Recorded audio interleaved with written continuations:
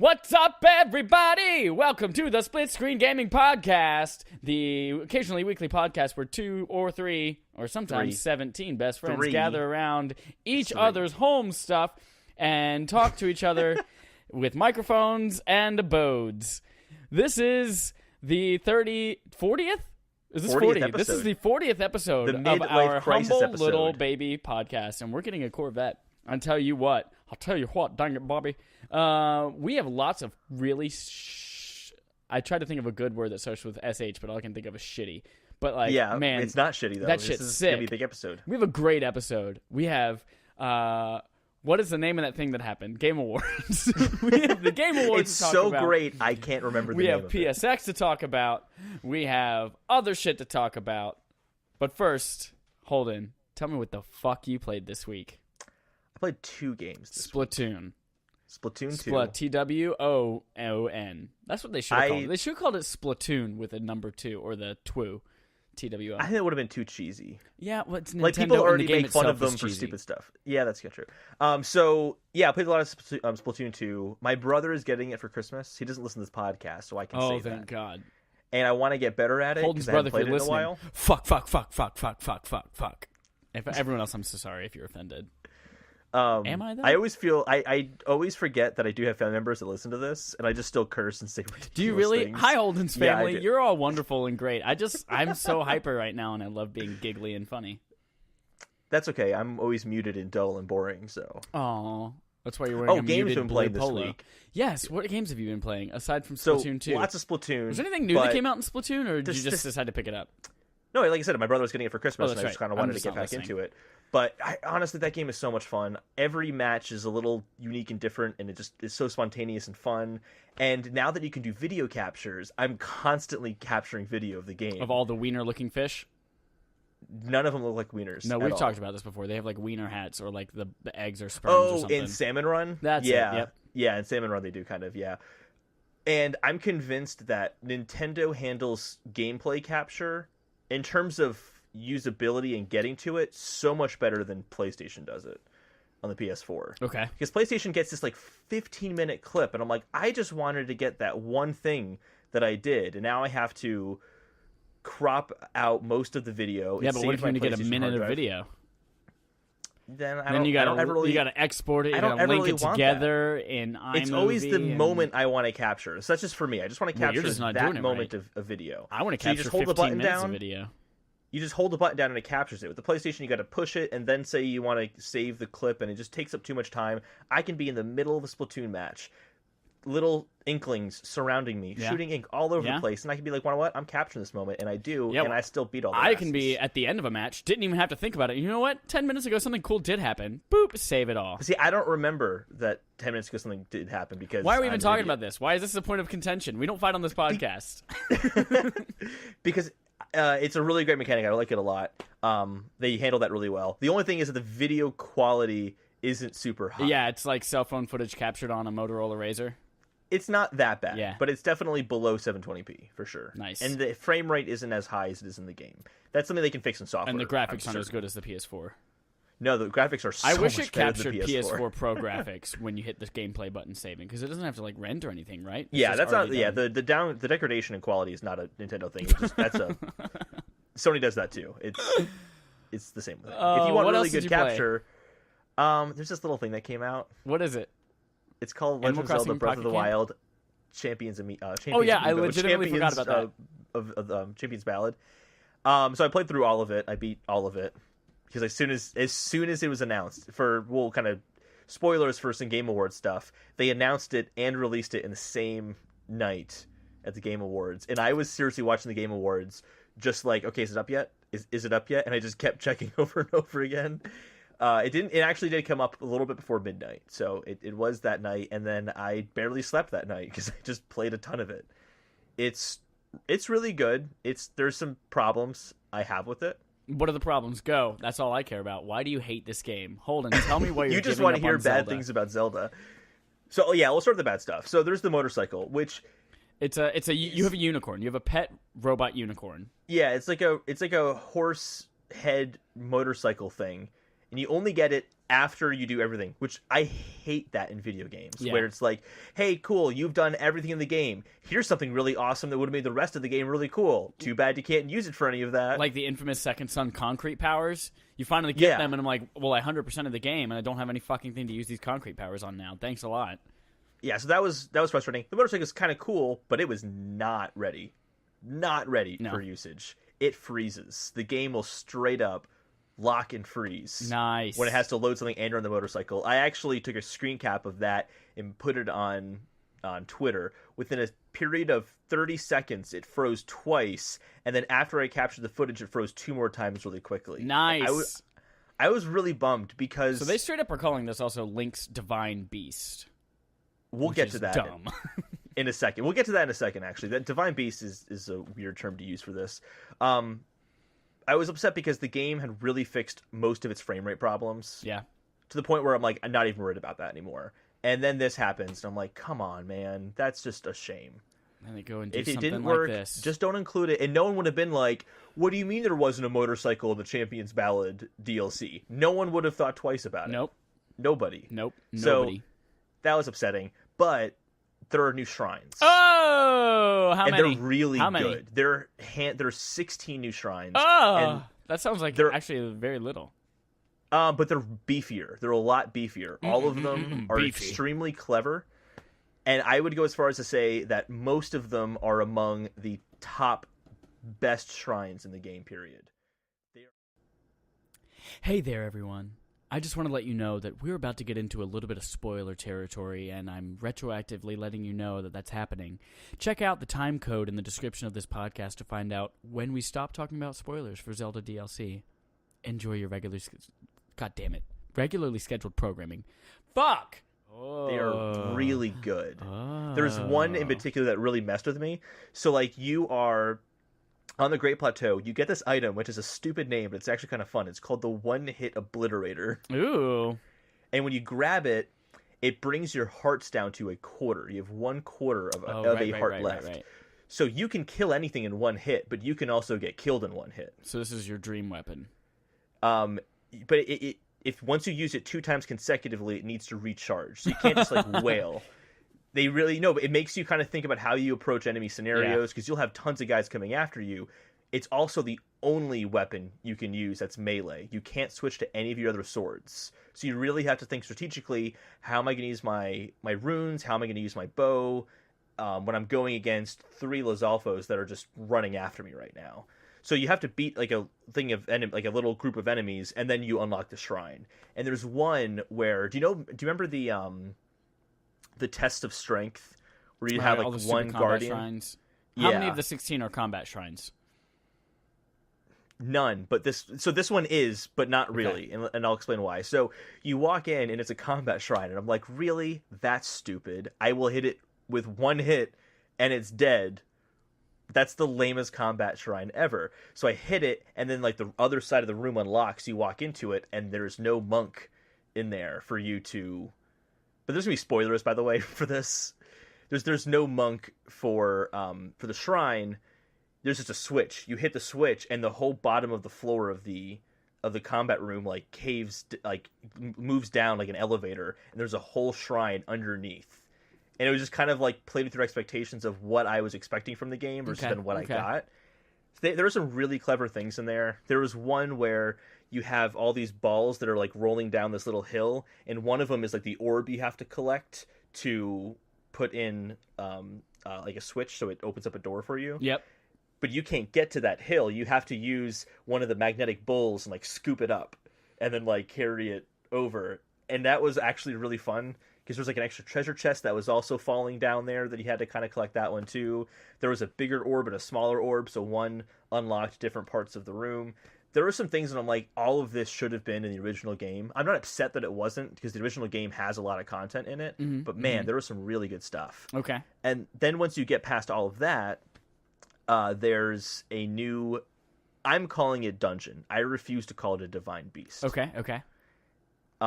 Is it a divine beast though? So spoilers for this next segment. If you care about spoilers in this DLC, please stop listening for the next like 3 minutes. I'll say. We'll say 3 minutes. By the way, we are doing timestamps for this. So I will put in a timestamp in the description. Oh, perfect. For when we're stopping to talk about spoilers. You're so... What did I say about you being perfect, Chad? You're so perfect. I know. Why don't you send me some money? So there is a new dungeon. It is referred to as a divine beast. Okay. But it is absolutely not a divine beast. It's like a divine beast dungeon hybrid. What shape is it? That's the thing. It's not something that's walking around. You go underground. You go back into the Shrine of Resurrection when you start the game. Yep. You put your Sheikah slate back in the little terminal you got it in, and the whole room is an elevator, and it goes down underground. Okay. And it's basically a big central room, and then 4 smaller rooms that are off of it. It doesn't look like any animal or anything like that, but it is still a divine beast. So it's a mole, and you're going inside its 4 legs. No. It's underground. Yep. It's not a mole. You just don't have the imagination to know that you were inside a mole the whole time, but it's a mole. It honestly seemed more like an engine inside of it. Yeah, it's the a whole mechanical mole. The whole thing centers around a large gear system in the middle of the room. And based how that gear is turning, it affects the entire other 4 rooms.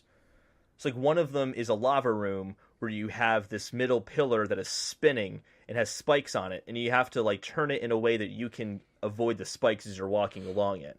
One is based on like wind, and it controls if the wind's blowing or sucking in to kind of control how you move in that area. So they all center around that concept. It was a really good dungeon for Breath of the Wild. Like I still would want more. Dungeon. Was that? So it wasn't a good dungeon. No, I would say like I would want a more robust, deeper dungeon in a future Zelda game. But for the dungeons I've gotten in Breath of the Wild, it is.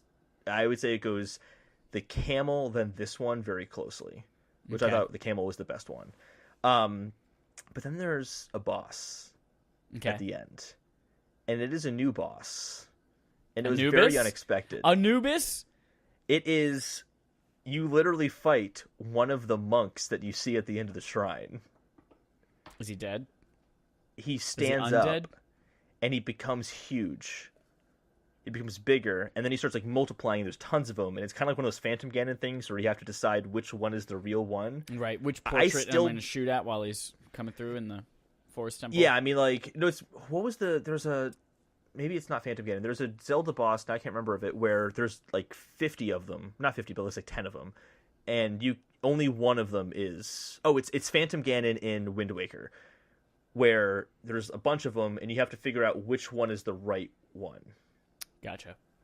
So it's like that. It was a really good boss battle. I still beat him on my first try, but I was definitely having to think on my feet a lot more than I have had for the other bosses. It was to the point where if I play this in master mode, I think I would have a really hard time against him. So it was a good boss. I liked him a lot. How does that Divine Beast contribute to the end of the goddamn end of the game? Yes. Like, does it also take away from Ganon's health? No. It does not. What is weird, though, is that once you beat that Divine Beast, you get back in Hyrule again. Zelda does the whole, like, Link, the Blood Moon. It's going to eat us all. Now you can finally beat Ganon. Truly, ... So I'm like, oh, if I go and fight Ganon now, it'll be like he's really gone, and Hyrule Castle won't have, like, monsters and stuff like that. So I fought him again, with the Phantom Ganon armor, which was kind of awesome. It was like Ganon versus Ganon. As a huge Zelda nerd, that was a really funny moment. Especially when you're talking to Zelda at the end of it. And she's like, thank you for defeating Ganon. And I'm like, bitch, I'm right here. I'm still Ganon. Haha. Chad did not really find that funny. I didn't. I gave you a courtesy laugh, though. I'm sure other people thought it was funny, so I was pretending to be No one else thought that was funny. Yes, Nobody. They did. No, they didn't. You're right. You suck. No, they didn't. Go on. I do suck. When I went to go fight Ganon again after that, it did have the little like defeated sign next to Ganon, so it's like marked that I have beaten him. But that's all. That was really it. So overall it was good DLC. I liked it a lot. Wait a minute. How did the other champions come into play here? Oh, it's just the stupid story stuff in Breath of the Wild, where like you beat the after you do the Great Plateau Challenge, there are other shrines around the kingdom, and once you've beaten those shrines, you kind of complete something regarding that divine beast. So there's 3 sets of shrines per divine beast, and once you beat those shrines, you go back to the divine beast and you fight the boss of that divine beast again in a restricted manner, where they give you only a single sword against him, and you can't use any health items or anything like that. Okay. So they kind of make it more challenging, and then you beat them, and there's a little cutscene of like how Zelda recruited that champion. Okay, so you don't actually get to play as any of those champions. No, I wouldn't have wanted to play as the champions. Everyone kept saying, "You're going to play as the champions." I mean, like, are you serious? The motorcycle. What was that? You're going to play as the motorcycle. No, I don't, because the game freezes when you play as it. Then again, I still was riding the motorcycle everywhere I went. Nice. Like, it was still fun, but it was just bothersome when it froze. But overall, it was good. It didn't like blow me away or anything. The only thing that blew me away was that it came out that night. That was a really great surprise. That was a good awesome move by them. That was an awesome move. I'm also glad that that's the last piece of Zelda content, so we can stop talking about it ever again. I'm just kidding. We'll bring it up every 5 seconds. Yep. Every week I'll be like, so what'd you play, Holden? Champions Ballad Amiibo. I keep saying Champions Ballad Amiibo. Champions Ballad DLC. All right, that is the end of our spoilers for the Zelda goddamn DLC. Goddamn stands for DLC. Yep. So those are the 2 things you played. Yeah. Guess what I played? I played about 45 minutes of Curse of Osiris, which is the Destiny 2 DLC. Yep. I only played one mission. I'm sorry about that. Yeah, I mean, we'll get to the reviews, and I'm sorry about that. No, it's fun. I mean, I think for everything I've heard, as the type of Destiny fan I am, the casual, like, cool, I want to play through the story content and do some of the stuff. Yeah, that sounds really great and fun, and the story stuff is fine. But it's still, like, other shit like, oh my gosh, it takes away the raid from those who are only have the main game and they don't want all the other shit. Like, we'll get into that. And we'll talk about that in the review. I'm sure you have more to say about it than I do, actually. For me, totally fine. But it's only I've only played 45 minutes, and the first mission I played was actually broken. I got at the very end. It's like, talk to this guy who spawned inside the temple thing, and I get in there and he just never spawned. I was like, yeah, I've been hearing stuff like that happens in the game. So I had to restart it. But anyway. Yeah. So I don't really have much to say about it yet, but I'm looking forward to it. They raised the level cap, raised the goddamn power level as well. I played... What? I was going to say, so from the reviews, it didn't get great reviews, but I think it's more because Destiny 2 set high expectations, and this didn't meet that, as opposed to this being a revoltingly terrible experience that's awful. Sure. That's kind of the vibe I got. People just had high hopes for it. Sure. I also played a little bit more Gears of War 2. I'm at the end of Act 2 on that one out of 5.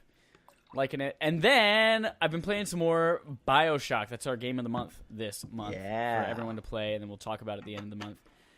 And last September, I started I guess it was right after it launched, I guess. I was like, I want to try to beat this game and get the platinum. And if you don't know, the platinum trophy in that is one of the hardest trophies is you have to beat the game on survivor difficulty without resurrecting using Vita Chambers. Jesus. So I started it way back last September, and I was like, I got stuck about an hour and a half in on this part where I just couldn't beat anything, and then I quit, and then I came back this week, and I got past that part, and I kept going, and I'm like maybe 4 or 5 hours into the game now, and it's good. We'll talk more about it, though, later, at a later date. I just checked Twitter while you said that, and I actually have a new news story. A nude? Nudes? Story? News story. A nudie naked story? It is kind of stupid to say a new news story. The word new is in news, implying that it is new. You just say, I found a news story. No, you can't say that. Because the word laughter is in slaughter, but they're not the same thing. That's an excellent point. I take back everything I've ever said in this podcast. Unless slaughter just stands for silly laughter. That's probably it. That's what it is. When you're dying, you're just laughing hysterically. You just don't realize it. All right, everyone. That is what we played. Hey, tell me about your new news story that you just came out with, that you goddamn shitted. Atari has a pre-order date for the Atari box. Oh, I forgot that was happening. Do they tell us what it is? $200. That's exactly the problem. It's $200. You can buy it on Thursday. No one knows what it is still. Good. So great. It looks aesthetically like a cool console. Like the box itself is cool, but You'll find it at an Urban Outfitters for $60 way down the road. I was gonna say Salvation Army. It'll be at Salvation Army any day now. Yep. It'll be like pre-orders before it comes out. Salvation Army or Marshalls. Yep. Marshalls. I'm a TJ Maxxinista. Oh, okay. Did you know that in Germany it's called TK Maxx instead of TJ Maxx? I wonder if it's like TJ is like an offensive term. I don't know. I was gonna say because like they wouldn't have replaced BJ's, but I can think of two brands that have BJ's. There's BJ's Warehouse. It's like and BJ's Warehouse Eatery. The restaurant. Yeah, which is weird. Why do they name it that? I don't know. Probably for blowjobs. That's exactly why. Have you ever been to a BJ's restaurant? I'm sure they give you blowies under the table while you eat, and that's why everyone loves BJ's. Mm-hmm. Yeah, it's like, how old are you? This is a family restaurant. No. Not a family restaurant. You can't come in here. No, we'll blow your whole family. Oh, man. So, all right. don't that get was the the start box, to the news. And instead, pay $0 for Pokemon Go because there are now 50 Ruby and Sapphire Pokemon in Pokemon Go. Titty's dynamic weather system, which is pretty cool. Yeah. I was confused about that, but that actually sounds pretty awesome. Like when it's raining outside, you'll find more water Pokemon. When it's snowing outside, there'll be more Pokemon that are kind of prone to the cold. Like, that's kind of cool. I like that. And the ones you find are like powered up a little bit more too, and they have a higher CP, and you get more Stardust from them. Be like, now you'll actually hear the phrase, "Oh my god, it's raining! I can't wait to go outside." Yeah, I can catch a Squirtle. They do have like extreme conditions warnings as well. Like it's dangerous. Pokemon don't like this weather. Don't go outside. Oh, I like that. So that's good too. Yeah, that's kind of cool. That's a really smart thing because it makes the world, which is the real world, more believable in the context of Pokemon Go. That's very cool. I like that. That's a cool addition. So I'm still hooked. I took 3 days. 3 days. I decided I'm not going to play Pokemon Go, and then there was some event, and Farfetch'd was catchable for only 48 hours, and I was like, God damn it! I got to catch Farfetch'd. I'm not going to do heroin. I'm not going to go to Japan. And then your dealer texts you and is like, "Hey man, half off. Buy one heroin, get the other heroin free." And you're like, "All right, I guess I'm doing that again." But see, in this case, I didn't even have to buy the heroin. It was just there for 48 hours. I just had to go get it. It's more like your dealer just like, "Hey bro, you want to come over?" All right, I'll come over. Oh, heroin. There are a couple of before we're gonna get like into the Game Awards a lot of announcements news and stories, PSX stuff in those segments. But a couple of things. There are a couple of release dates that I wanted to shout out, mostly for some HD collections. Yeah. So Devil May Cry HD collection has been announced for PS4, Xbox One, and PC. Did you ever play Devil May Cry? I played Devil May Cry 4. I played a little Devil May Cry 1, and I played a little of DMC. I like them. They're fun. They're not very deep. They're action games, right? Yeah, they're action games in the same vein as like Bayonetta or... All I can think of is Metal Gear Rising Revengeance. I think you were going to say Metal Gear Solid. I'm like, I haven't played those games. I know that's not an action game. So this is a collection that's coming out March 13th, 2018. Not coming to Switch. But what's interesting is that this same exact collection, the HD of all three games, 1, 2, and 3, also came out on Xbox 360 and PlayStation 3 in 2012. So this is just a re-release for the PS4, Xbox One, and PC. Okay. Coming in March, and then one more release is Assassin's Creed Rogue HD, rated for PS4 and Xbox One. Do you remember that one? Yeah, that's random. Yeah, that was the one. It was like a DLC. No. This was the year after Black Flag. Because remember, Black Flag straddled the new console launch, and it was available on both PS3, PS4, Xbox 360, and Xbox One. That's right. Yeah. This was the year after when they made Unity that was only on the new consoles. Freedom Cry was the one that was like a DLC edition. Sorry, keep going. Yeah, I don't know why you're bringing that up because that's irrelevant. But we don't fight this podcast. We just sarcastically push each other off.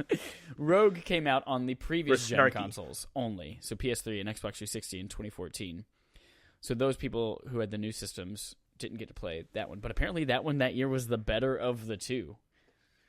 So interesting. That's coming out on March 15th, 2018. Was that the same date?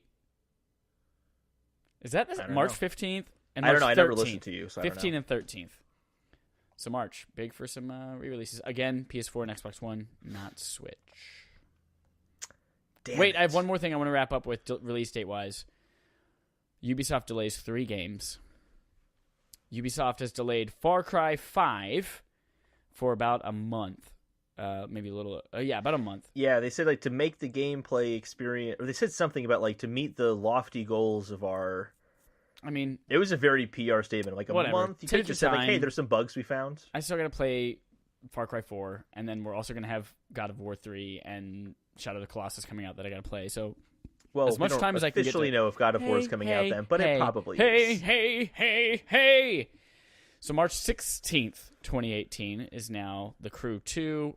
And March 27th is Far Cry 5. So The Crew 2 is the second game. And then a third one that was unannounced, still has not been announced, but is coming in the 2019-2020 fiscal year instead of the 2018-2019 fiscal year. So Ubisoft is doing I'm talking really fast today. Probably shouldn't have gone and visited my heroin dealer. Is heroin a depressant? I don't know. I have, in my vast experience, I can tell you that I've never used it. Well, 43% of your diet is heroin. That is true, yeah. That's why it doesn't have any effect on me. It just feels normal. Right. So I can't tell if it's an upper or downer. I just can't tell anymore. And it's messed with my memory so much, I can't remember what it was like when I first used it. So. I will not shut up, Chad. You've done enough talking in this podcast. Basically, they said, hey, we took some extra time on Assassin's Creed this year, and it led to some good stuff. We're going to take some extra time on these games, too, and make it worth it. So, good for you, Ubisoft. Finish your game. Sorry, we'll what play games it when it's ready. Again? I really wasn't listening. Far Cry 5, The Crew, and whatever the goddamn they haven't announced yet. Okay. So like Watch Dogs, which probably we've decided to take our time and never release a new one ever again. Do you have anything not related to Game Awards or anything, or should I finish up that? Literally all my stories are related to the Game Awards. Okay. So then I'll just do these next two then. Please do. Do you like constructing bridges? Do you like portals? Do you like constructing bridges with portals and the portal guys? I'd like Valve to release an actual new game. That's what I would like. So if you have a Mac or an iPhone or an Android or whatever the goddamn else Bridge Constructor the game comes out on, they are making a portal licensed version of that. So cool, I guess, if you're into mobile games that are like that. And then one more. PS4 Pro. Oh, two things about PS4 Pro. If it's Sony related, why not just wait till PSX? Because they weren't announced at PSX. Okay. So you're goddamn shit. Sony has sold 70.6 million PS4s worldwide, which is up 10 million in 6 months. Yeah, no, that's extremely impressive. Yeah. I actually can't believe the pace has continued to grow like that. Yeah. That's really impressive. If they they gained 20 million units in 1 year. If they continue that pace, then by E3 next year, they will have sold more than last generation's consoles already. Yeah, that's extremely impressive. But consoles are dead. Consoles are dead. Also impressive. Well, this is not shipped, but this is sold through as well. Before you go on to, is this more sales figures? Go ahead for that then. That's fine. Also impressive. I have a point on that topic. PSVR has sold 2 million units as well. I think that makes it the best-selling virtual reality headset by a long shot. Oh, absolutely, by a long shot. I don't think any of the other two have even reached 1 million. But their goal I don't think it's because it's the best, but it's because it's the most accessible. It's the easiest VR solution to get into. No, hands down, HTC Vive is the best experience, but this is definitely for the average person. No, but their goal was 1 million by March, I believe, and they didn't quite hit that, but it has really picked up, especially with Black Friday. Mm-hmm. That's great. Well, it's got sales drop or price drops. It's got all sorts of things going for it. Yep. The library is a little bit more robust now. Speaking of, those sales are coming back. Black Friday sales, and sometimes you can even find them better. Until Christmas right now, PS4 Pro will be discounted and to $349, I believe, and then PSVR is discounted to $199 for the regular bundle, and then like all the same Black Friday discounts you found. Yeah, so I'm very curious how internally this is affecting them going into PlayStation 5, because I don't think PlayStation 5 is as far out as you would think it is. Like, I think we will see it in the beginning of 2019, and it will come out at some point in 2019. It's not coming out next year, but I mean, the sales, they keep going up. Why would Sony feel pressure to release it? Something new? Unless the PS5 is completely 100% backwards compatible and they don't feel like they're ripping off their user base. But I don't know. Like, it's an interesting predicament because they've said we're not going to have this console generation be as long as the last one was. Because the reason the last one was so long was because the recession a few years into it is what which led to that. But every generation has really been about 5 years or so before that. I think what's more likely is that we see a PS4 Ultra to catch up with the Xbox One X instead. And then PS5 is like 3 years out, maybe. Yeah, I don't know. I mean, if the internals of a PS5 run off the same architecture as a PS4, which I think is 99% certain, I'd be shocked if they decided to go to have like a cell architecture or something like that they did with PS3. It's just the PS5 is just a matter of branding. Yeah. And I mean, most of these developers who make games for PCs already make games that are scalable to different levels of power. So you could have like Death Stranding coming out as a PS5 launch game, but it still runs on PS4 with reduced settings or something like that. Speaking of Death Stranding, they could do that. There was a pretty long and crazy-ass cool trailer released at the Game Awards. Okay, we're not talking about that. Yeah, we are. We're done. We're ready to No, I have one more thing actually I just want to talk about. Oh, because you're a lying fucking whore and you told me you didn't have any news stories? Yeah, because I'm a lying whore. No, I didn't write the story down, but I just remembered it. Oh my god. Battlefront sales are apparently way down. Battlefront 2, we mentioned Star Wars. That last week. No. So they are... There was an estimate now that says they've sold less than 1 million copies in the U.S.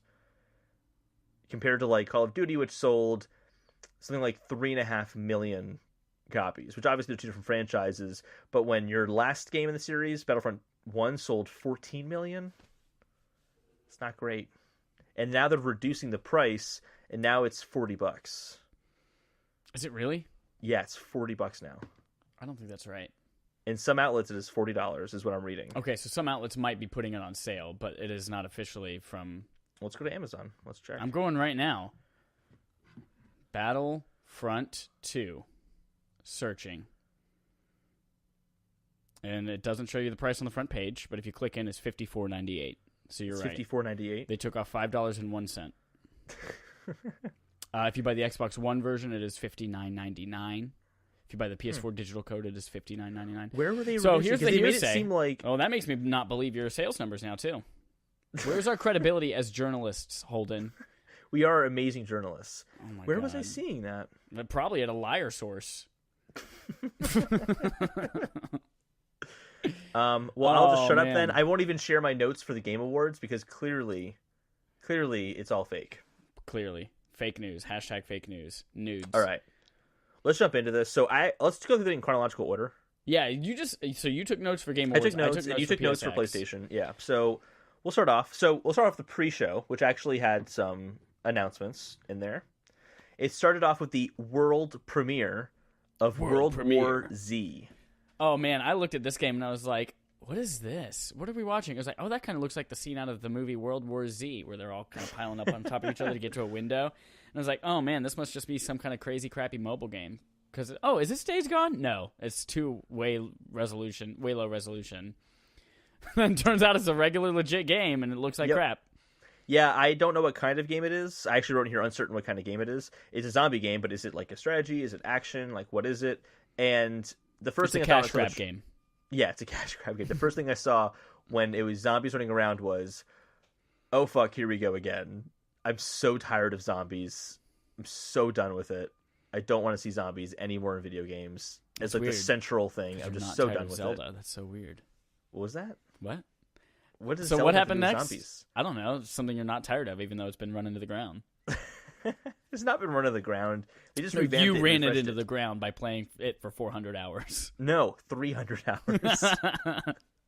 So the next they had their first award they gave out, which was Trending Gamer. So we're going to go through and say our prediction for this award and then what was the actual winner. And we said that Steven's is it Steven Spawn? Remember, I think we both agreed we like Spoon. Spoon, yeah. Yeah. Steven Spoon was our prediction. From Able Gamers. It went to Dr. Disrespect. That mullet sunglasses dude, and he wore the mullet and the sunglasses on stage. Good for him, man. Which logically transitioned into world premiere Vacation Simulator.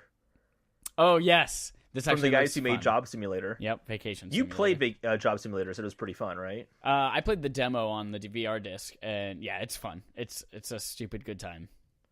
Cool. I think it's also one of the like top 5 best-selling PSVR games. It seemed wacky and fun. Actually, I played a little bit of it, I think. Not a lot of it, but I think I played a very tiny little bit of it, because you have the demo. Yeah. The next award was the best score / music in a game. We predicted Destiny 2. Mm-hmm. It went to Nier Automata. Yeah, Automata. Which I do hear is a really good game. I Yeah. should play that. There's another world premiere right after that for World Smith premiere. and Smitherson Accounting Plus. Oh which my looks god, I'm ridiculous. so fucking excited for this game. First of all, it's made by Squanch Games and Crows. Crows. What Squanch Games is Justin Roiland, the guy who voices and co-created Rick and Morty. Yeah. And this game looks like batshit crazy, screaming nonstop. I tried to write down like a little bit about what each game was so I could talk about it a little bit, and I just wrote down craziness. It just looks I don't know what this is. It looks insane. And from all the previews that I've been watching, like from videos on IGN and things like that of people playing it, it's super exciting. And it's coming out next week. I think it's the 16th. Yeah. On PSVR. It is. And HTC? Mm-hmm. Sure, probably. I don't know. Yeah. Looks fun as shit. I don't know. Can't wait. So here's a nitpick I have about the Game Awards. Jeff Keighley had 2 points, and this is one of them where he would just rapid fire some award announcements. Yeah. Like he lists just 3 off in a row, and I'm like, shit, and I didn't get them all down. And I had to go online and look them up afterwards. So I hope I got all of them. I might have missed them. Too. Yeah. I mean, just like the Oscars and everything like that, too. There's like, hey, all these other it awards wasn't that we like, just don't... and this one went to Resident Evil 7, and this one went to da-da-da. It was like, all right, guys, we got, I'll do it as fast as he did it. He said, all right, guys, and the VR game went to Resident Evil 7 Racing Game Awards to Forza Motorsport 7, and Best Handle Game was Metroid Prime Samus Returns. I'm like, oh, what was all that? Yeah. I didn't catch all that, and he probably said some more that I missed, so my apologies. I mean, the show itself was already like 2.5, 3 hours long. It was 3 hours long, yeah. So to go through those slowly, VR game, we predicted Resident Evil 7. It was Resident Evil 7. What a game, What man. else was it going to be? Yep. What's next? Racing game, we predicted GT Sport. It was racing game / sports game. We predicted GT Sport. It went to Forza Motorsport 7. Okay. And then best handheld game, we predicted Metroid Samus Returns. And it went to Metroid Samus Returns. Oh, that's right, I did, because we're the fucking best. And here is where we had an awesome world premiere and a prediction that I made that was correct. Which, by the way, every prediction I made was accurate and came true. Oh, why don't you just suck your own dick about it? I was very excited. I didn't expect all of them to come true, but every single one of them came true, starting with this one. And it was world premiere, unnamed, from software project, with the vaguest trailer ever. Shadows Die Twice, which I thought was the title. Alex Dawson, who I don't think listens to this podcast, but he's in a group chat with us. Dawson? Yeah, I did say Dawson. Yeah, Dawson. You did. Alex Dawson's Creek? I was just going to say that. He's best friends with James Vanderbeek. I thought Shadows Die Twice was the name of it, but it just seems like it's a tagline. Yeah. And I don't think that's even open for interpretation. There's a period at the end of Shadows Die Twice, which titles don't have periods at the end of them, usually. From Software did announce on their Twitter that new information on the Shadows Die Twice project will be available in the next 12 months. So we won't be seeing anything about that game for a while. I hate them so much. It looks like Bloodborne 2. I know they're working on a new IP. Either that IP is a copy of Bloodborne, or they're making Bloodborne 2. Like, that bloody weapon that they showed, it looked like one of the trick weapons you get in Bloodborne. Well, you're a trick. I am a trick. Pony. A trick is what a whore does for money. What's that from? No illusions, Michael. So, yeah, that was a funny reveal because it showed like the little thing, like the little like bloody weapon, and I'm like, oh, what is this? Is this the From Software? And then it said From Software, and I was like, yes, and then it was over. I'm like, what? That's it? I wanted more. So that was. I love how you were like, you texted me and you said, man, that really makes me think that they're going to actually show off this game at PSX tomorrow. And I was and then you tell me that I replied story. with the article saying, nope, 12 months from now. Yeah. Oh, I'm like, no, but that's just them saying that so they can then fool us like they fool us in Dark Souls and Bloodborne games. No. And I wrote a letter as well and sent it to you via text message. Yeah, what it did. was. You did. Yeah, I was very upset. What's next? Now the actual show began. Yeah, it did. World and premiere. The best narrative was the first award I was given off in the actual show. We predicted it was going to be Hellblade, but we were wrong, Chad. Yeah, we were. It went to Edith Finch. Yeah, this one kind of surprised me a little bit. I mean, that game was fantastic. Yeah. I don't know if it had the best narrative. You know what? It did have a lot of really cool storytelling mechanics in it, though. But so did Hellblade. I don't know. Yeah. They're biased. They got paid off. I'm not upset about it. It was just an interesting choice. Yeah. It was weird. No, I actually really want to play Edith Finch now. You should. Yeah, I want to. I think you said Ethan Finch, and that's wrong. Edith. I said Edith. No, you didn't. I said Edith. Well, I'm going to edit the podcast, and I'm going to go back and make you say Ethan. I'll make it easy for you. Ethan. Just take that clip and put it right there, okay? So world premiere was the next thing was a world premiere. World premiere. From the creators of Firewatch, we have In the Valley of Gods, which is coming in 2019. It looks so gorgeous. In the Valley of Gods. How did I miss that? I don't remember that at all. Yeah, it's a it seems like it's another walking simulator, but this time rather than like in Firewatch where your kind of companion was through the radio, it's an actual person with you. I don't remember seeing that. So you have like an I NPC did watch character. most of it on a bus ride home. So yeah, this is at the very beginning, like very early on. So it's very possible you missed it. Looks really pretty. It looks so pretty. I actually got concerned because like Firewatch did not run well. Like it would constantly get framey, and it's a walking simulator. Like what crazy, physics and things like that do they have really running in this game? So I saw this and I'm like, oh no, this is gonna run like shit. But I don't know. It's coming out in 2019, so we got a ways off. Yep. I'll probably get it because I liked it. Next award was Best Action Game.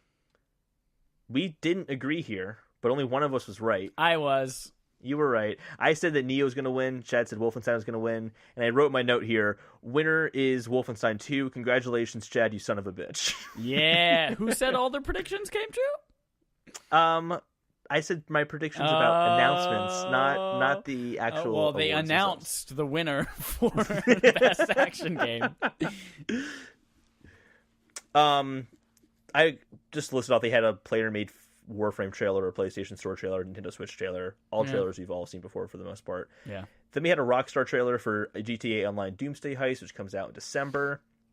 There was a Shape of Water trailer, which I thought was kind of oddly out of place, but then I remembered Kojima is there. Not Kojima, Del Toro. Guillermo del Toro. Kojima's new movie, The Shape of Water.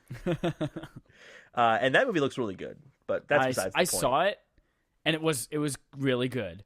But then I also went and saw Lady Bird last night. I heard that was fantastic. And yes, it is excellent. But there is an extended trailer for Shape of Water before Lady Bird that shows you beat by beat the entire movie from start to finish, chronologically. All of the twists and everything in the movie is shown in this 2.5-minute trailer. That's terrible. Terrible. So if you go see Lady Bird, make sure you've seen Shape of Water first if you don't want it spoiled. Noted. By the way, off topic, I was going to go see Coco. I really want to see Coco. It was excellent. I'm waiting until that stupid Frozen It's already gone. short is already gone. Cool, I'm going to see that. That sounds unbearable. Yep. For those who haven't heard, I think this is hysterical. There was a 20-minute short in front of Coco from Frozen that was supposed to be an ABC Family short movie. I was talking to my dad, and he said my brother, who's 10 years old, turns up to him, and he's like, when is this going to end? For the record, ABC Family is now Freeform. Oh, okay. Next award, go. What happened next in the Game Awards? We have a lot to talk about, Holden. Del Toro and Kojima got on stage together. No, they didn't. presented the Norman best art Reedus direction. And Kojima. No. Oh, yes. This one is... You're right. Sorry. Yeah. Apologize, Go Chad. on, goon. What was that about you always being perfect? I take that back. That's not true anymore.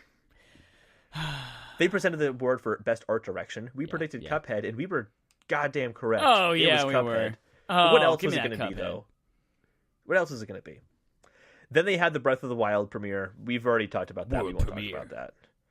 This is one of my two favorite moments of the Game Awards. Is this next thing? It was another trailer for just a normal advertisement, but it was from Bethesda about saving single player games. That was so fantastic.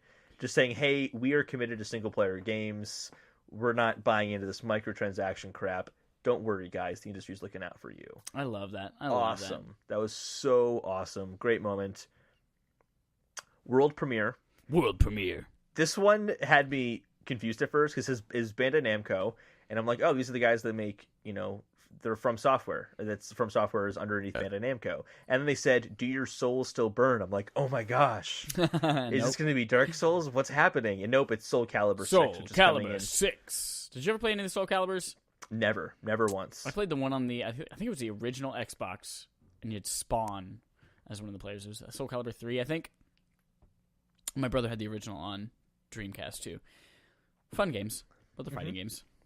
Was it as fun as the best role-playing game of 2018 or 2017 of the Game Awards? I don't know because I never played Persona 5. Exactly. Oh! I haven't either, but I want to. We predicted it was going to win, and it did win. We're great. Next, this one totally surprised me. Best strategy game. We predicted Total War Warhammer 2. I know, it went to Mario Rabbids. We both loved that game, but it just doesn't seem like it'd be the best strategy game of the year when it's pretty watered down and compared. Well, here's the funny thing: it got constantly compared to XCOM. It's just like a watered down XCOM. And it XCOM went up against was also XCOM in the category. Yeah. Good so for was Nintendo really funny. though. Yeah, good for them. Most anticipated game. We predicted Red Dead 2, and it went to Last of Us Part 2. Good. I agreed with it being Last of Us Part 2 in the sense that that's what I would have gone for. I thought that, and to your point, you brought this up in our predictions episode, that Red Dead 2 would get it because it's closer, and there's a little bit more hype for it right now. And also it's multi-platform, so more people are excited for it. Yeah, but that wasn't true. Yeah, I guess not. What else wasn't true? Our prediction for best family game. Oh, I know, right? Because we predicted Mario Kart, and it went to Super Mario Odyssey. Mario Odyssey's only win for the night. Only win. I think that's kind of why it got this. It's hey, it's not getting anything else. Yeah. And it's such a good game, it's got to get something. It is better than Mario Kart. That's one of the crazy things about this year. Was such a fucking great year for gaming. The best 3D Mario of all time gets one award as best family game. Isn't that awesome? That there are so many amazing games that even the best 3D Mario only gets one tiny award. By the way, Nintendo cleared house this year. They did. They did so well this year. This is spoiler alert: a Wii U game won Game of the Year.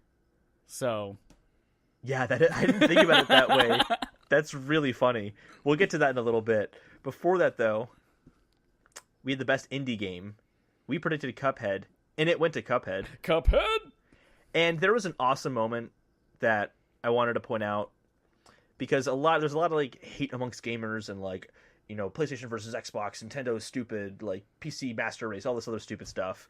And the developer from Cuphead got up there and said, did you see this part? Yeah. Yeah, he said that all of these other indie games are great. Support them, pull out your wallet and buy them. Yeah. That was awesome. That was really great. I just appreciated that. That was as they started to play the music off too, right? Yeah. They started the music and he goes, oh wait, and also play all these other games are great.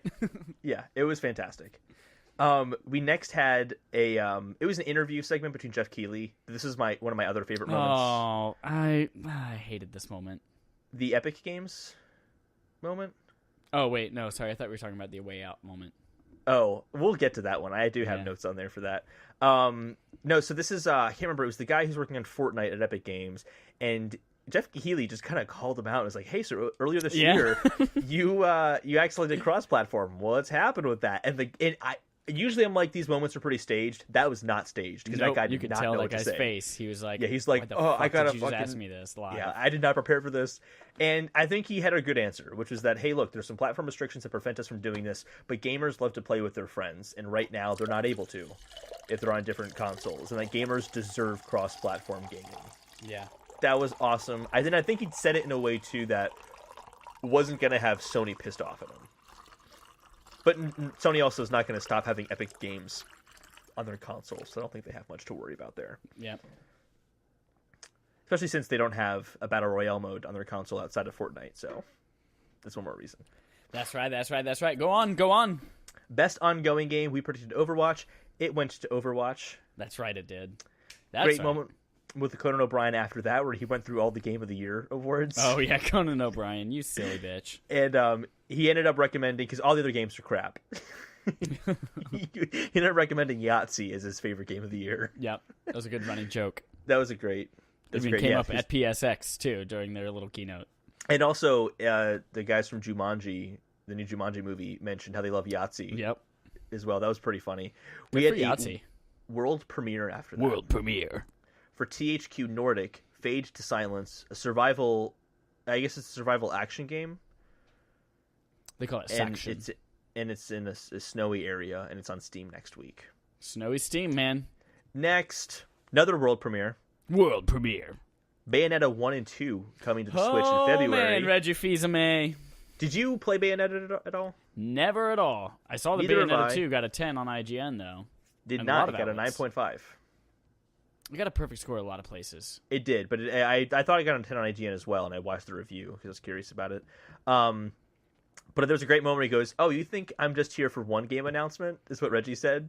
And he goes, "Yep. World premiere, Bayonetta 3 is also coming to the Switch." That was pretty cool.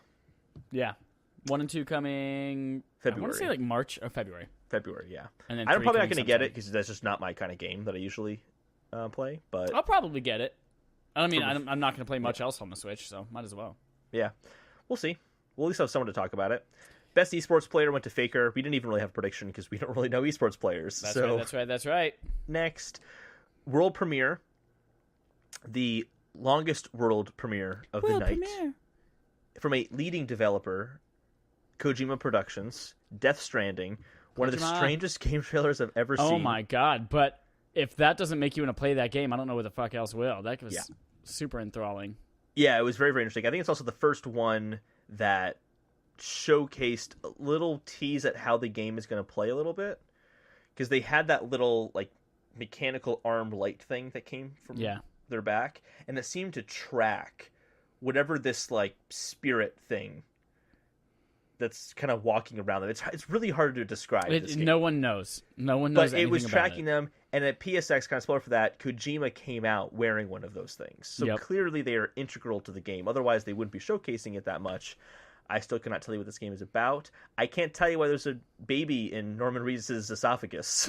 And it's giving a thumbs up. Giving a thumbs up. It was so funny, too. Just like, hey, what's up? Thumbs up. That was so weird. Norman Reedus ate a baby whole. And by the way, that was not gameplay. That was real. Norman ate that baby. He did. He had to performance capture eat that baby. No. It was just live action. He just shot that. Like, Normus, eat the baby. We're going to stick this camera down your throat. So it happened. Nice. That was an 8-minute trailer. Yeah, it didn't seem that long, but it was a good trailer, though. I'm worried that they're going to overhype this game by having it teased in a major way every year. Yeah. But Kojima has a good reputation, so we'll see. Next up was Sea of Thieves, has a release date now for March 20th, 2018. That's the same week as everything else we've already said this week. Yeah, March is going to be huge. It's like October 27th of this year. It was like Mario, not everything Wolfenstein. Is good. Except not everything is good. Yeah, I mean, you just said, what game did you just say? I forgot. Sea of Thieves. And The Crew 2. And it's so sad that was Microsoft's biggest thing at the Game Awards. I know, that's sad. Like, Cuphead won some awards. That's really great. That's not going to sell any consoles. Sea of Thieves is it comes from a reputable enough developer that it could have sold games, but I still really couldn't tell you what it looks like. This is going to be a No Man's Sky. I really am convinced of it. No Man's Sky. A No Man's Sky. What was next? The best student game. When Justine, she called this one, she called it the best student film of the year. I know. I thought that was great. It went to Level Squared. Don't know what that is. Haven't played those games. I love how he ended his speech, though. He's like, I graduate next week. Somebody hire me, please. I'm sure he'll get hired. Who wouldn't want to hire him at this point? World premiere from the creators of Vanishing of Ethan Carter. It starts off as a walking simulator, and I'm like, this is really gorgeous looking. And then there's a demon in front of him, and he pulls out a gun, and I'm like, wait, what? One of my favorite kind of switcheroos is from the creators of Vanishing of Ethan Carter. And it says, and also Bulletstorm and and this other game as well. Yeah, that was pretty funny. It's like fun. Yeah, it does look really fun. It's really, really gorgeous too. Yeah. There was like a particle effect or of a dusty wind kind of coming over the environment at a certain point, and that looked really cool. Then we have the developer of A Way Out. Oh my god, I hated this. So you hated this. I hated it. So he gets up on stage and I mean, if it was staged, it went on way too long, and Jeff It Keighley was not was staged. clearly Jeff uncomfortable with Keighley it. did not look comfortable. I mean, there are rumors like saying, "Hey, he's just going to go up and speak his mind for a little bit, and it might be a little racy, whatever he's going to say." But he's like, "Can I say fuck on here? Can I say fuck on here?" And he's like, "Yeah, you can say fuck." And then he just like held his finger up to the camera, middle finger up to the camera. I'm like, "Whoa!" I mean, I understand it's internet streaming, and they had the disclaimer, but still, like, as for an award show that Jeff Keighley year over year is trying to make even better and more legitimate, to like get on there and say, "Hey, fuck the Oscars," that puts a bad taste in people's mouth when they talk about video games. Why don't though? People seem to legit. love it online. I'm more on your side. I thought it was a little bit much. Yeah. Like I'm totally cool with the developer speaking their mind. I think the guy from Epic Games did it in a much better way. Where he's like, "I gotta speak my mind right now. I'm going to," and he's very professional. This guy, like, at first, this guy said, "Fuck that microtransaction bullshit," and then kind of dissed EA. He's like, "I mean, but like EA is treating me very, very well." EA is publishing his EA Origins game. Yeah. So, like, I can't imagine EA is happy with him. Yeah. They don't need anything more on their plate at this point. It was just stupid all around. Yeah. But it led to a cool announcement. Yeah, it's coming out March 23rd, 2018. Didn't we just talk about how that game was getting delayed until 2019? No, that's what you guessed it to be. You're like, "Oh, I don't think we'll see that game until 2019." No, and I was also reading you thought it was revealed a long time ago. There was a reveal. There was like an announcement. Not an announcement, like a leak or a rumor or something like that. We did in one of our news segments in the episode where I thought we mentioned it was getting delayed till 2019. It's probably Again, another one of your liar news sources, but obviously not. But another cool thing about that Jeff Keighley kept trying to get him to say, but he wouldn't say it, which was supposed to be the whole reason he was up there, was the release date itself, March 23rd, and also that somebody can play with you without them having a copy of the game. Oh, I didn't even know that, because he was going on a random tangent about Jeff Keighley kept trying to lead him into that, but he would just never say it. So yeah, if I have the game and you don't, we can still play together online. That's really smart. I'm actually surprised that EA is allowing that of all companies. Yeah. Well, I mean, PS4 already has that share play, which is very similar, where you can play like that for an hour. But cool stuff. All right. Just really quick, I don't want to spend too much time on this, but I love how Dwayne Johnson was not okay with his 3 out of 10 review on Spy Hunter. Yeah. That was really awesome. Game Informer responded as a tweet or something like that saying, "Hey, if you want to come over and play it with us, we'll let you know how terrible it is." They said it kind of like funnily, but anyway. World premiere, Dreams, coming in 2018. Yeah, it's starting to look more and more intriguing. I'm still not sold on it. But the thing about these creation games is they always look intriguing. I'm never going to make anything that looks as cool I will as not use any of the creation tools, but I will play the campaign. And I'll see what other people created. But yeah, it looks interesting. There was a tribute to Andrew House, which was kind of nice. And then they had Games for Impact, which we predicted. It's been a while since we did an award, actually. So Games for Impact, we predicted Hellblade. The winner is Hellblade. They showed off the new desert map in PUBG after that. Then they had the performance. It's Sandy. They had the best performance after that. We predicted Melina Jurgens, and the winner was Melina Jurgens. From Hellblade. We had a world premiere. Actually, this is the last of 4 things now. World premiere. The creators of Payday 1 and 2 came over, and they showed a 4-player horror game called GTFO. Oh, yeah. That actually looks super interesting. It does. It's kind of like you are descending deep below the surface of the planet, it looks like, and then you're trying to collect something down there, then get out, but there are like these creatures that are coming after you. Get the fuck out. They trademarked Get the Fuck Out. Mm-hmm. Best Game Direction was the second to last award, and we predicted Breath of the Wild. It was Breath of the Wild. Yep. And then lastly, there was a world premiere. Another trailer for Metro Exodus coming out in fall 2018. Yes. Fall 2018. What did you think of Metro Exodus? I'm kind of biased because I just love those games. I'm super into it. Yeah, we'll have to play Metro at some point next year so you can kind of catch up with that. Because those games are really good. I think they're very, very underrated. Especially since they kind of fixed them up in the remasters or the re-releases a little bit. Lastly, we had the Game of the Year, which we predicted was going to be Breath of the Wild, and it was Breath of the Wild. It was, in fact, Breath of the Wild. It was Breath of the Wild. On the Wii U. On the Wii U. The Switch version didn't get nominated. I was very surprised. Crazy. Yeah, I'd never even put that together that a Wii U game won Yep. Game of the Year. That is absolutely hilarious. Man. So yeah, overall, what did you think of the Game Awards this year? Because I thought this was one step closer to exactly what we want it to be. Yeah, I thought this was a high-profile event. I thought the Game Awards orchestra was really cool. Mm-hmm. I thought the musical act this time was a lot more appropriate for the audience and things like that we were going towards. Yeah, I found this video on YouTube, and it was just a 15-minute montage of all the cringeworthy moments in past Game Awards. Yeah, no Chick Hydro Man. Yeah, oh my god, that was terrible. They had a game, like a musical performance that was just soft-spoken like music, and I'm like, this just kills the environment and what people are looking for altogether. Yeah, I thought this was the best one so far. There were still some things that I think could have changed. Like, I honestly didn't like that there were like normal advertisements in the middle. I mean, you got to pay for it. I know they got to pay for it, but thing. Don't these developers didn't Nintendo pay to be involved and show off Bayonetta? Didn't Sony pay to show off like some content there? Like, I feel like they already get paid for that kind of stuff, but whatever. When I was watching the montage reel, though, I didn't realize, though, this is actually a really big step up from last year. Yeah. There were a lot of, like, weird things. Like, Jeff Keighley was more professional, and there weren't awkward moments around him. Like, there was one event time last year where he just went to an audience member and was like, hey, so, like, what do you think of the show so far? And he was just like, I like the stuff that's being announced. He was just super on the spot and just uncomfortable. And then he said Chick Hydro Man was the worst. Yeah.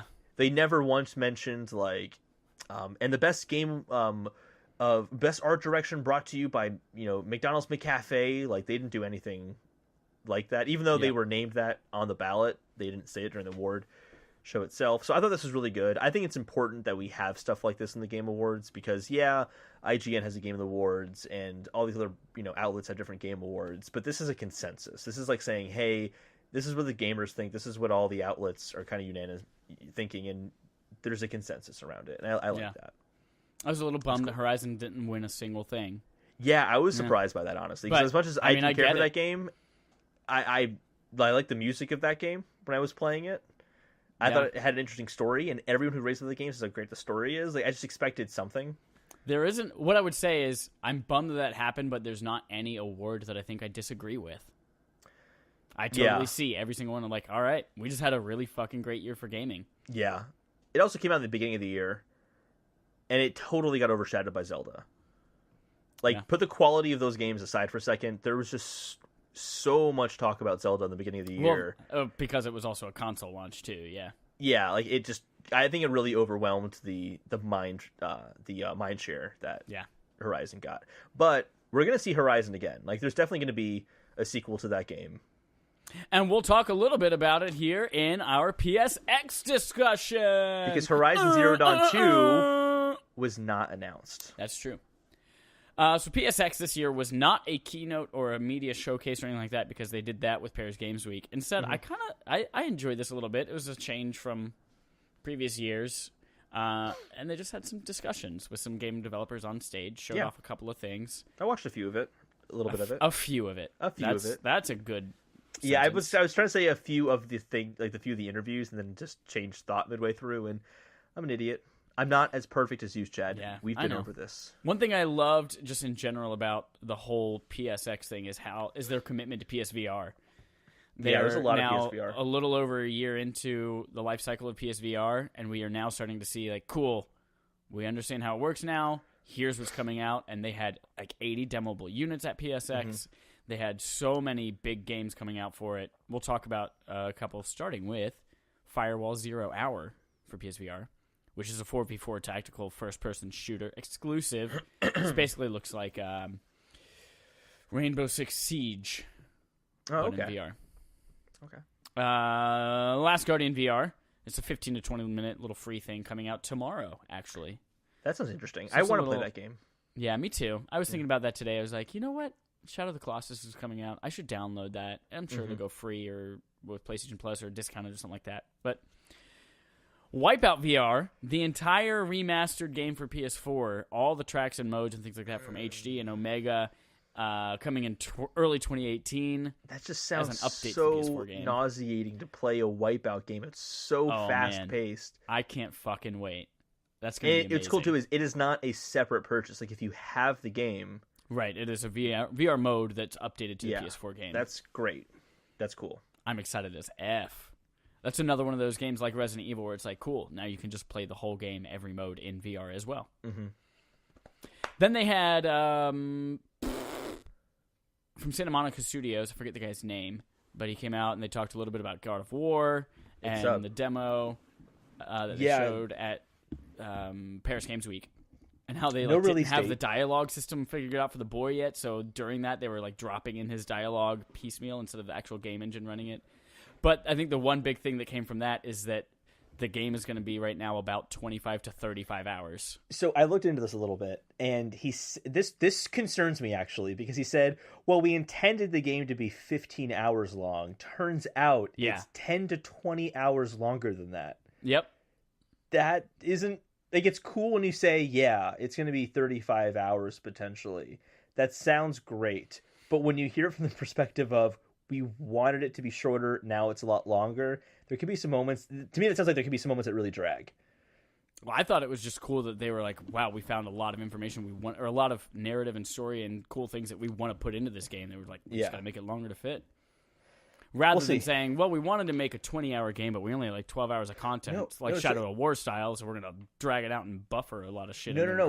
What he basically said is, we planned for this game to be 15 hours long, and then in play testing, when people were playing through it, it turns out it was 25 to 35 hours in length. Yeah, because people were just exploring. We'll see. Yep. We'll see what happens, but I'm excited. That has me more worried than excited. But that's because it's not published by Nintendo. That's Next, not true. That is very true. My most anticipated game right now is Last of Us Part 2. That's totally not valid. We had Dreams. They did say it's going to be 3 interwoven stories. They did confirm several times coming in 2018, and there's a beta coming at some point in the future. So yeah, still don't quite know what that game is. It looks more intriguing though. Wait, the beta that's supposed to come out last year than this year is now coming out next year? Yeah. What? This part here was my favorite part. Detroit Become Human. First of all, the script for this is over 2,000 pages long. They've mentioned that so many times, though. Yep. They've already said that so many times. But they had a play-along for one of the things where you're with the android and you're the... They had a play-along, sing-along? A play-along, sing-along, yeah. So they just had one guy doing one scenario, and there's a cool mechanic where you can explore all these different parts of the room or the level that you're in, and the more that you explore, the more you can use in this, like, not interrogation, because you're talking someone down from killing himself with a girl. Yeah, you should interrogate that person. The more successful you are, make them feel really bad about themselves. The hostage situation, like the more likely you are. Yeah. So if you go and you're like, oh, I pick up a picture and I can learn about his family and I can now use this as fodder to talk him down. And there's like a little counter that's like, all right, you were going to be 68% successful. So you could not gather any of this stuff and just say everything exactly right, or you could have a little leeway by gathering a lot of information, and it unlocks new dialogue options. Yeah, there's this actually was funny. This is the first thing they showed off of the game was that moment. Yeah. When they first showed gameplay, it was that moment. I'm really excited about this game. I'm very curious what it's going to look like. It looks super gorgeous. Every time they show it off, they show off interesting decisions that you're having to make. So this is definitely going to be a buy for me when it comes out. Very excited about it. I'd say that's a buy. That's from Did Community. You see the Sean Layden, Greg Miller conversation? Yep. So in there, Sean Layden strongly suggested this game is coming out in spring. Yeah. Well, they said sooner. It. Yeah. They accidentally said spring, and then it was like, oh, and Greg said, was that a mistake? Should he not have said spring, or are you going to be bad? And he was like, no, that's fine. It's going to be spring. Yeah. Donut County was next. This is where you woke up from your nap and joined the stream again. Yes, I took a nap. So Donut County's a thing, I guess. Great. Mm-hmm. There's a Dolphins game I missed. Was this Echo the Dolphin, or was this just another Dolphins game? I don't know the name of it, but it seems like it's kind of like, I'm probably very wrong here. It seems like it's Journey-esque in the sense that you're just kind of like a dolphin swimming around and taking in the environment of the scenery. Looks dumb. Probably won't play it. VR mode included. I liked it. It looked fun. BlazBlue Cross Tag Battle. If you're in a BlazBlue, cool. Come in 2018. I've played every single game, 100% completion. It's my favorite series of all time. I know. I can't tell you a single thing about it, though. I don't know. Soul Calibur 6 coming in 2018. They showed Monster Hunter World a little bit more. There is actually right now still super good looking. Yeah, I know, right? Super good looking. I'm just Did you talking download graphically. and play the beta? The beta? Yeah. When's that? December 12th. It ends December 12th. Oh, okay. So it was Saturday through tomorrow. I should download that then. They're also saying, since it's Capcom that's developing it, Mega Man can now be your sidekick, which is weird. That was really bizarre. And you can, when you're using certain weapons, play music from the Mega Man games. It's as well. Mega Man, a 3D 8-bit version of him, essentially. Yep. Like he's it like a looks Minecraft so version out of of him. place. Yeah, exactly, a Minecraft version of him. It looks kind of out of place, but zany and wacky at the same time. Fun stuff. Death Stranding, saw the same trailer again, all 8 minutes of it. At this time, it made a lot more sense, though. Not. No, so, it did. That's cool. They told like some cool anecdotal stories and things. Yeah, like that with Kojima on stage.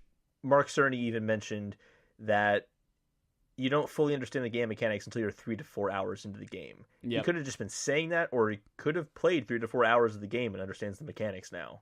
I don't think there are 3 to 4 hours of playable game there. Yeah, we'll see. Well, if it's like a, how long was Metal Gear Solid 5? It was super long, wasn't it?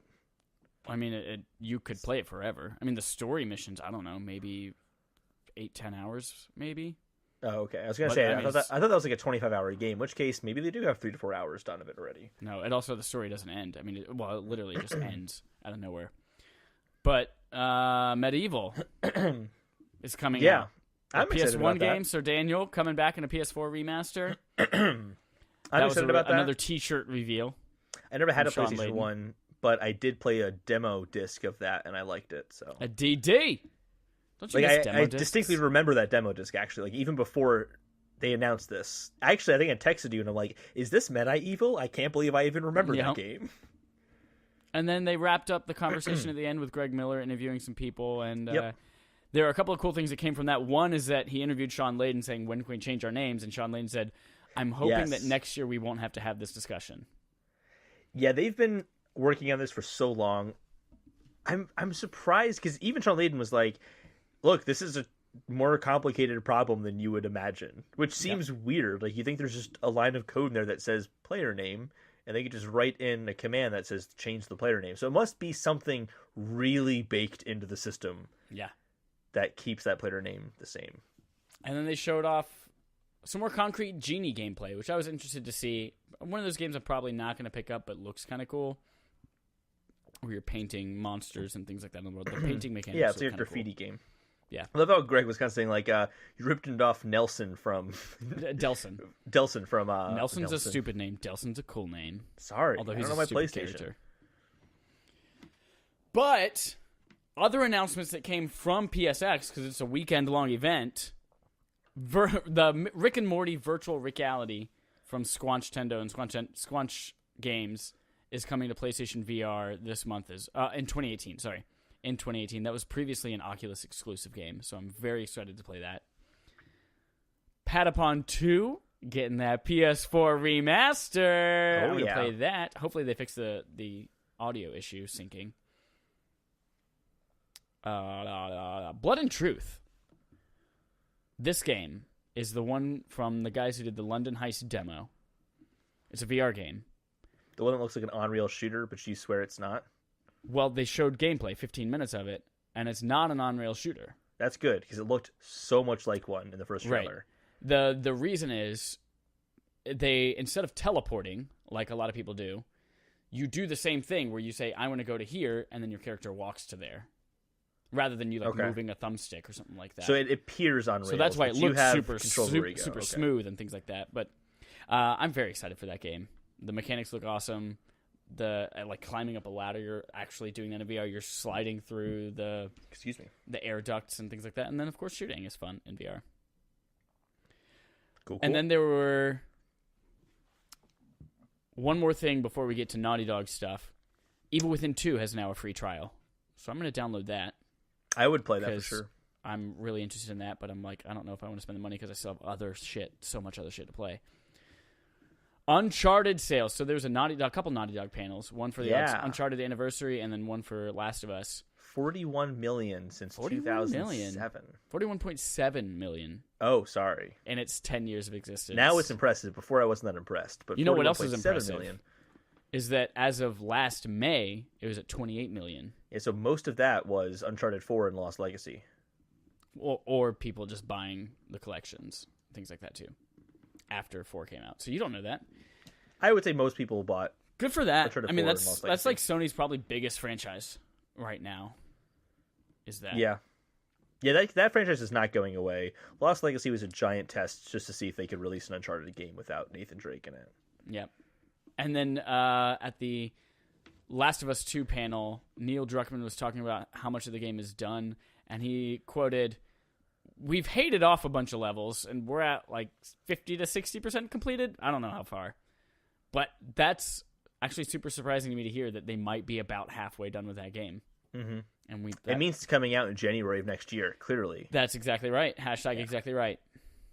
Now, they like to polish their games a lot, so I'm sure even when it's like, I'm sure the last 90% of their development is still a long time. Yeah. So I still think that's going to be mid-2019, I'd say, at the earliest. Mid-2019. And that's all the news that I've got from PSX. Do you have anything in there? No, I mean, everything I was going to talk about, we talked about in around Death Stranding. We just talked about during the Death Stranding conversation already. So yeah, there was like a cool week for video games. Talked more about the gameplay, celebrating stuff, seeing new trailers. I think there was some mild stuff in there, but I do want to kind of, I don't know. I was kind of bothered by Sony this year. I feel like they didn't really show off a whole lot of stuff this year. You had some cool Last of Us trailers, you had some cool trailers and stuff like that, but I just felt like we kept seeing the same games over and over again every single press conference. So I'm excited that we're kind of coming to the end of these games and we're going to start seeing some new things. But the only game I can think of that was like, this game is announced this year and it looks cool is Ghost of Tsushima. Yeah, which we didn't really see more of. Which is fine because we just saw that very recently. Yeah, I am too. Yeah. Actually, Mark Cerny talked a little bit about... Shuhei Yoshida was talking a little bit about how he played that game back in like 2015, and even then the sword combat was really solid. So it's definitely going to be a third-person action game, which probably was already pretty obvious considering it's coming from Sucker Punch. Yeah.